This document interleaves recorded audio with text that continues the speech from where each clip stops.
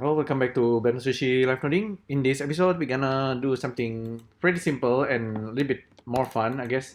We're gonna be using animation nodes, evaluate FCurve. So if you've ever been doing animations in 3D, you know that animations normally involves times and frames, and also animation curve, which is FCurve in Blender. Let's get started and just use a let's use a Susan head, and we're gonna animate the Susan head a little bit in the locations. I will need some kind of a bounding box, so I will do something really quick. I'm using sphere chalk, just gonna get this monkey head in, and I will be using bounding box. Get the vertices here, right click, connect to viewer draw, and get the monkey head. Now we have the bounding box. I'm just gonna bake it so I can delete everything. So we have this dummy bounding box, and we have the monkey head. And let's do something with it. Save as, evaluate FCurve. So this is gonna be animation nodes tutorial. I will animate the bounding box a little bit, just randomly. So I'll do that by using just a recorder. Turn on recording and turn on auto key for the locations. So now I'm just gonna hit playback, Alt A, and then gonna move the box a little bit and gonna stop. Okay, stop the animations, and then turn off the auto key.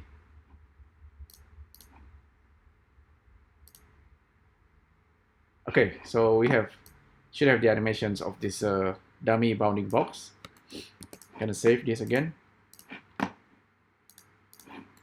So if we investigate these animations using animations layout, now you can see there's a location keyframe and lock rot scale, but in our case we don't need the rotations, and just clear all the keyframes for rotations and scale,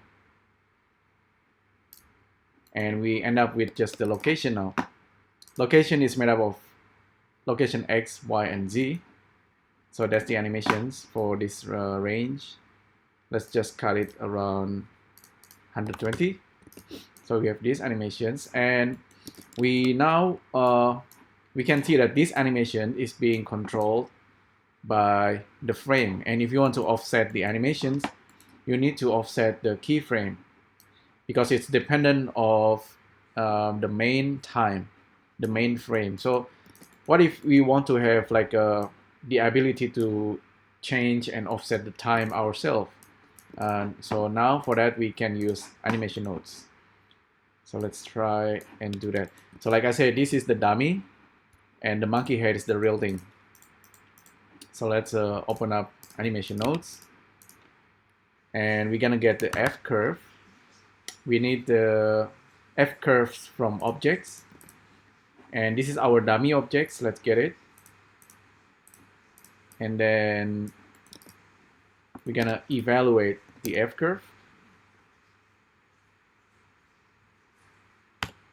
And we also need a FCurve info. So let's check it out.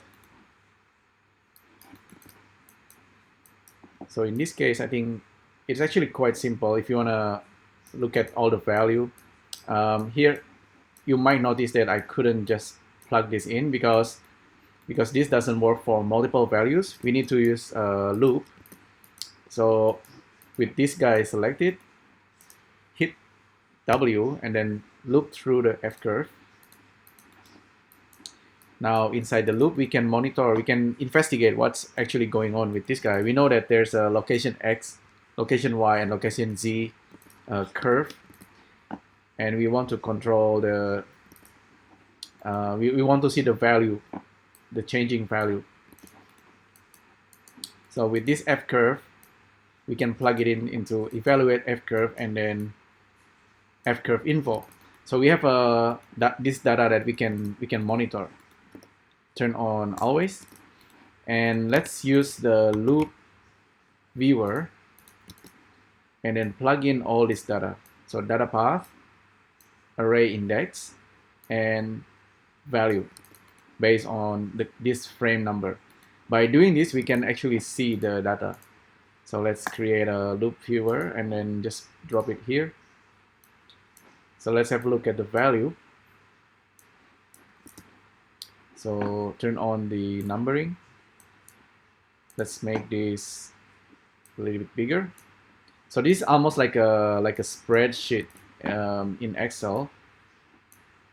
And oops, quickly hide that. And then there is actually there's a way to make this a little bit clearer. Okay. With loop viewer node selected, we can adjust this width, so we can separate. So there's the index, the name of the address. This should be like location XYZ. And if we look at it with a viewer, I believe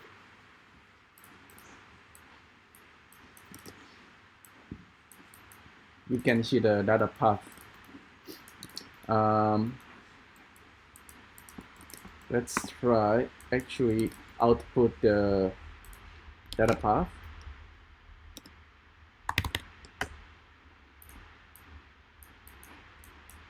Check it out like this. Oh, it didn't say a location. Well, doesn't matter. So, so there you go. This is our frame, right? We can investigate as the frame is changing. The location XYZ is also changing. But this number is completely separate from the main timeline. So with this value that's being generated on the fly, we can reuse it outside. So the value, let's see, the value, there's 3 values coming out, so it's gonna be a float. So this is a float list output for the locations. So this is actually the XYZ of this guy right here that's being evaluated by this frame. Let's make it absolute so it's clear what's going on. Instead of offset, just make it absolute. So it's now the absolute frame value. So the time should be coming from the outside. Let's make a float. This is our time, custom time. Custom time, plug it to that guy. Now from the outside here, we can control the value. So this guy is the dummy is still animating like before now, but we can control the Susan head using this value. So let's try that. So objects transform output, get Susan head, XYZ. This guy should goes in there, locations, but then it doesn't work right away because you know, because it's a 3 value, so we need to separate. List, is there like a list separate or get element from list?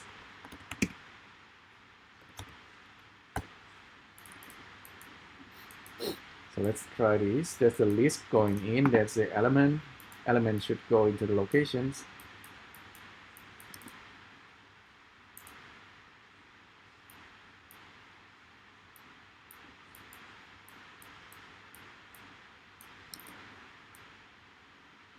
Okay, doesn't work like that, so let's do it this way. Keep it simple. Index 1, 2, 3. This is our floating value for location XYZ. So this should go in like that. So now we are recreating the locations for Susan. So now if we play the time. So we have the animations of the dummy is now being transferred to Suzanne. So, and we can control this time whatever we like.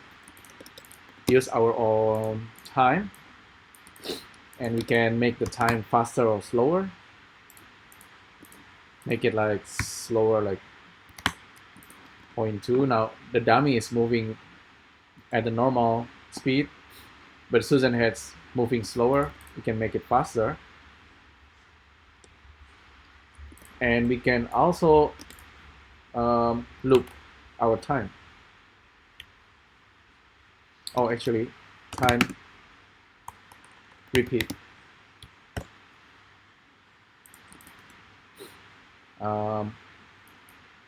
We don't need this.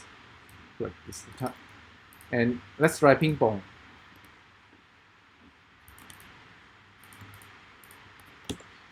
This one actually can go here.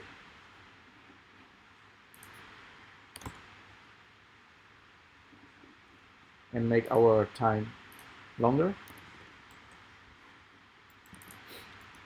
So what's practically happening here, we have the dummy objects with our original animations or our actions, and then our Suzanne head moving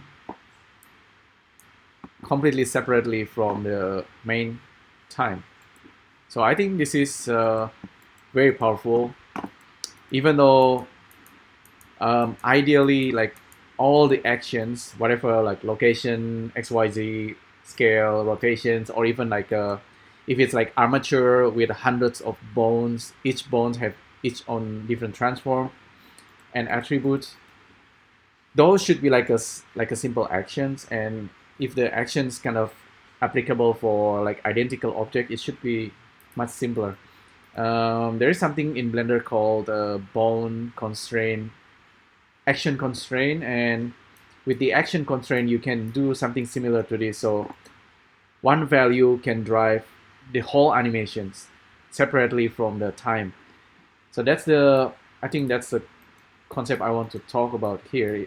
Hopefully this is clear enough. Really, in reality, since we have now the actions separate from the original dummy objects, this Suzanne head can actually kind of ghosting all around the animations. So I think with some loop and instance, we can really make like a duplicate of Suzanne head for every frame. We just need to offset the time. So I'm gonna try to do that. You can try it yourself as well, but this is the basic idea. So we can really use FCurve, custom FCurve with custom time. So that's really what's going on here. So we can make it faster or slower. Doesn't matter. Now it's like a separate animations. Okay, thanks again for tuning in. Hopefully this is useful. Let me know what you think, and I'll see you next time. Thank you. Bye.